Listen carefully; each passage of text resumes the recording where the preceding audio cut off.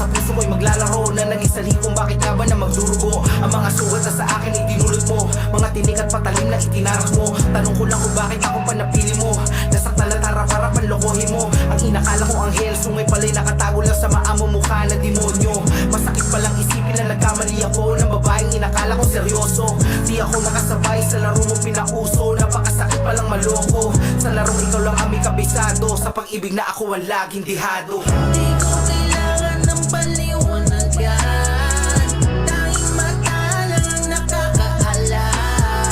Sa puso mo ako'y walang puwang, at ako'y pinaikot mo lang. Kala ko ba ito'y pang walang hanggan, pero habol mo'y kapakinabangan. Ano ba ako sa'yo? Bakit di pa rin matanto?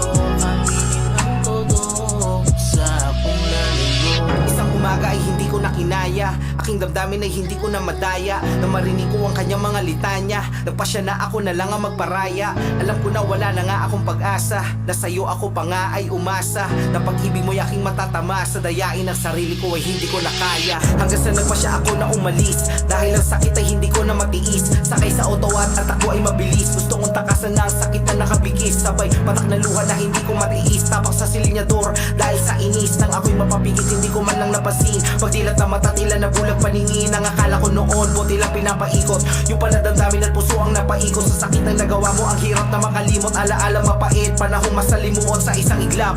Nangyari ang lahat, isang trahedya na ikinagulat ng lahat. Nakita ko sarili ko, ako ay duguan, nabangga na pala ang minamaneho sa sakyan.